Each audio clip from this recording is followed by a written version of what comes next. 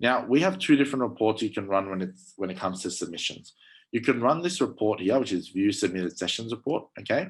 And because I don't have access to it, I took some photos for you guys so you can see exactly what the report looks like. Here's what I want to show you. So session reports, where is it? Yeah.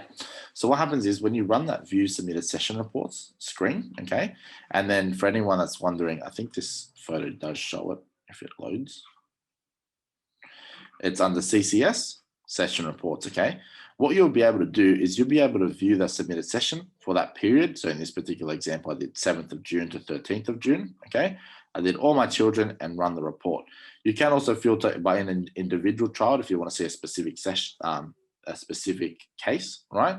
And if you're doing an individual child, you can run an even larger date range, okay? And basically it will tell you the reporting period that you submitted for, when you did the submission, okay, and what the actual individual day-by-day submission looked like. So in this particular case, so I've just blanked out the children and enrollment IDs for security, but basically you'll have that list there. So let's say, for example, Jackson, and I submitted Jackson for the 8th of June, right? The fee was $110 and the hours were $10.50, and the sign-in time and sign-out time are recorded there as well, okay? So you can run this report from, where were we? Here, from the session reports, and you'll be able to see all your children that have been submitted, okay? And it'll be able to show you all the data that has been submitted for them, okay? The only thing that this report does not do is show you which children have not been submitted, okay? So in that particular case, you would just come down to the CCS section and go to weekly attendance fee. So with the weekly attendance fee screen, okay, this actually goes through more of a summary point of view, and just with a tick or a cross, show you which child has been submitted and which child has not been submitted. And you can also see which children have no enrollment IDs, because if they have no enrollment ID, they're obviously not submitted anyway, okay? So when you run that report, again, you select your week, it shows you on a weekly basis for this particular week.